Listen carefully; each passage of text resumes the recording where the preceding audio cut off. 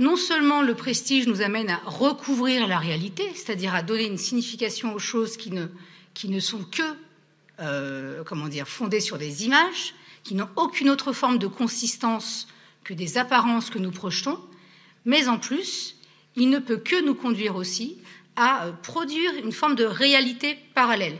C'est-à-dire que cette fascination pour les images, elle s'accomplit dans la production d'un monde séparé, un monde fictif, avec des biens qui sont fictifs, mais auxquels nous adhérons.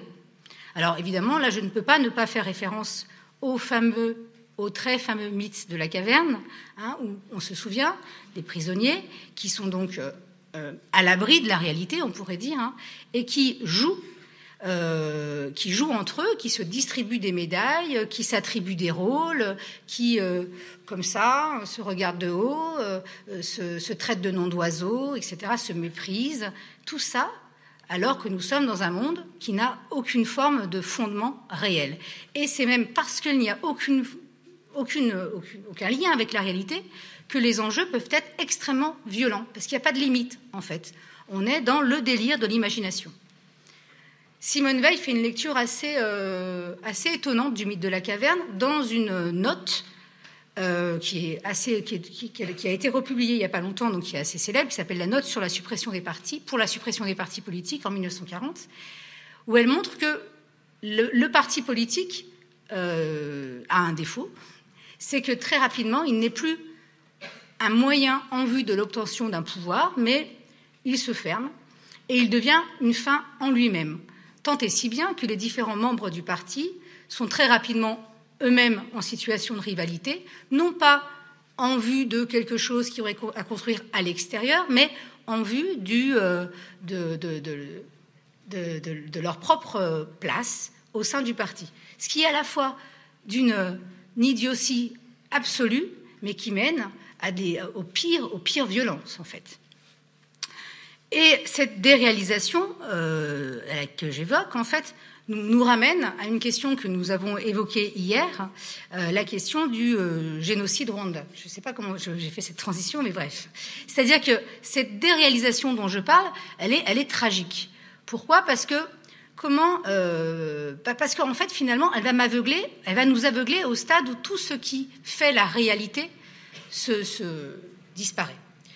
Alors pourquoi je parle du génocide rwandais, parce que du génocide perpétré contre les Tutsis au Rwanda en 1994, parce qu'un historien, Stéphane Oudouin-Rousseau, a fait un livre assez remarquable qui s'appelle Une initiation, dans lequel en fait il montre que ce qui s'est passé, lui en tout cas ce qu'il interpelle dans ce génocide-là, c'est que les tueurs et les victimes sont des voisins, sont des amis, sont parfois l'un est Tutsi, l'autre Hutu au sein même du couple, et qu'il y a, par les effets de la propagande, par les effets d'une haine hallucinante, une espèce d'aveuglement, un voile sur les sentiments, sur l'amitié, sur la réalité qui se pose et qui fait qu'on ne voit plus que le Tutsi. On ne voit plus que des fantasmes, en fait, qu'on projette sur l'autre. Alors, je vais lire juste ce petit passage parce qu'il dit beaucoup mieux que moi, puisque c'est lui qui le dit, donc forcément c'est plus facile.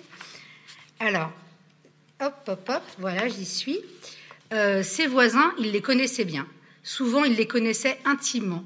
À eux, les attachaient des liens nombreux. Parfois, ils pouvaient être des amis de longue date, et pourtant, ils les ont tués. Cela, il faut le comprendre, tout en sachant qu'on ne peut tout à fait espérer à y parvenir. C'est-à-dire que tout est important dans ce que je viens de dire assez rapidement, mais ce qui est important, c'est aussi la fin, c'est-à-dire qu'il faut peut-être se dire qu'on ne peut pas comprendre, puisque quand on est sous l'effet d'un tel délire, en fait, nécessairement, il n'y a pas de prise pour la raison. Et donc, c'est extrêmement complexe, ne serait-ce que de le mettre en mots.